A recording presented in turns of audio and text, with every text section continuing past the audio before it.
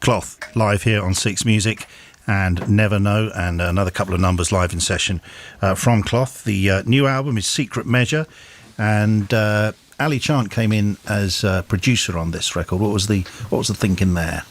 We had been listening to a lot of albums that Ali had produced, and we just were aware that we were loving them, and we were loving this kind of bold production style that seemed to be a thread across them. So we thought, wonder what it'd be like to work with Ali and see what I could bring to her music.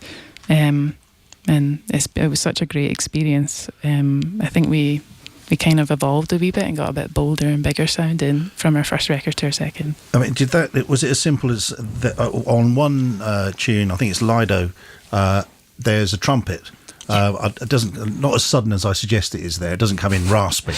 Yeah. But, you know, is that something that came from working with Ali on this record? That was an Ali idea. And, there was a big kind of gap in the middle of that song, and Ali suggested trumpet. Does Ali play trumpet? No, he brought in a pal, Jemima, and they were great, and they just blasted that out in an afternoon. Right, I only asked because there is another artist who was making a record, and I'm not going to say who, but the producer said, I think you could do with some saxophone on that. Then, we don't know anybody who plays saxophones.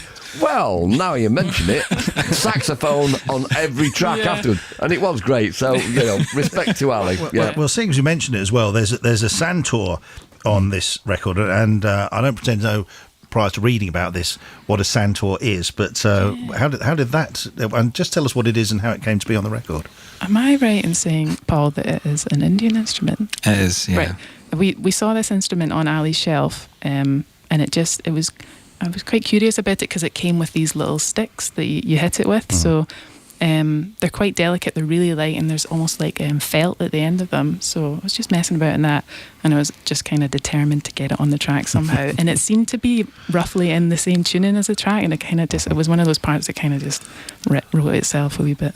Are you going to take a Santor on tour with you from here on, or is it going to feature on all the future records? I think I would love to have it across more songs. I think it's a great sound, but and trying to get that into the live show would be problematic. You'd have to get yourselves a Santor Road, which, very hard to come by. Yeah, will you tune that for me in between these two tunes? Oh my God, there's already far too much tuning in our set, so maybe not. Now, you are, of course, a member of the Rock Action stable. Yes. Okay, now, for 2 points, does anybody in the room know where Rock Action got its name from?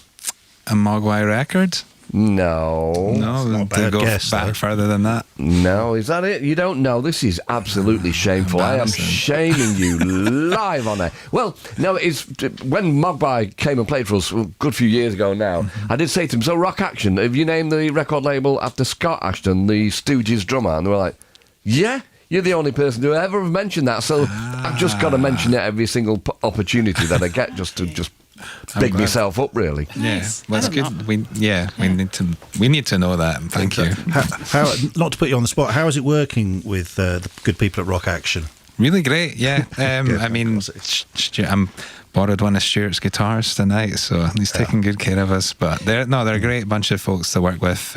We kind of, when we were starting out with Cloth, we were always looking up to a lot of the bands that were on that label, like Arab Strap, Twilight Sad, and yeah, it does feel quite amazing to be part of that sort of stable now, and to have put a record out and an EP with them now. But I really love working with Rock Action. It's great. I mean, Catherine Joseph as well. I mean, of course, Catherine really, Joseph is amazing. Like one of the best kind of vocalists going, and just an incredible songwriter. So yeah, it feels a little bit surreal to sort of be nestled in amongst that group of people.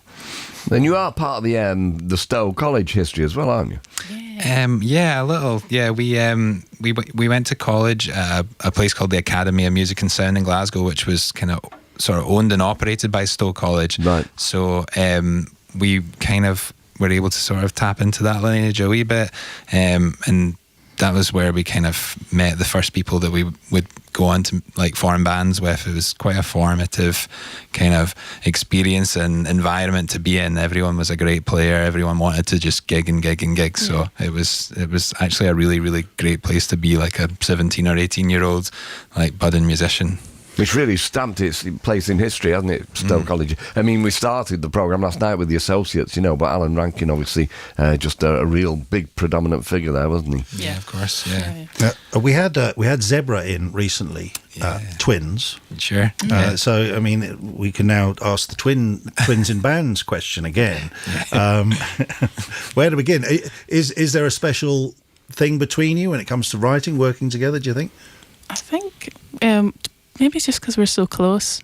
We always say there's like a shorthand, and I guess it's just like just a little bit of an intuition about what might work and what we think the other person might like, and we're kind of challenging each other a wee bit. So I don't know. Yeah. It's hard to describe when it's something that feels really just natural. Yeah, I mean, I think about it quite a lot actually, about other bands and that aren't siblings and aren't twins, and I would find it quite strange, I think, to be in a band with somebody who's not my like close relation, because I feel like that makes it a lot more easy to kind of be so open and trusting and honest with your ideas. And I think for me that might be a little more difficult with somebody I'm not as close to. So I really think it's amazing, other people in bands that aren't twins. I bet you have a big ding dong in the back of the van tonight. I tell you. I tell you when they came in, Zebra, because Gid has just mentioned them. So and I threw something at them that they'd never heard before from Malmo, and they'd been touring with Teleman, and really great Oh yeah, band. we like them. Yeah, we do. Yeah, we really Yeah, into them. brilliant. And but I told them that it was actually Miles Roman Hopcraft from Wooloo, who also is the twin brother of Ben Roman's Hopcraft from Warm Dusha, and also Tiny Hands, and they call each other womb mates. Have you ever heard that before? No, it's good, isn't it? I like that a good lot. one. We might steal that. Yeah. What's our We call version? ourselves built-in friend. That's what we call it. Right. Well, womb mates, if you like, it's there Womb to be mates had. is a little catchier. I'm going to steal it. Can I just, so he doesn't feel left out because he's got a microphone he can speak into, can I just say, Ben, on drums and percussion, how do you feel about being part of this setup? Really good, yeah. I think the first show I did was, when was that, March? I think it was maybe late March. Earlier this year. So, yeah. But yeah, absolute pleasure. Correct answer. Yeah. Correct. Can't say anything else, really. It's enough. Don't ruin it. Imagine if you had just said it's bloody awful, actually. I'm glad you asked me. Now you mention Help it. me, help. Are you ready to play another couple of tunes for us? Yeah. Yes. Okay, go ahead. Cool.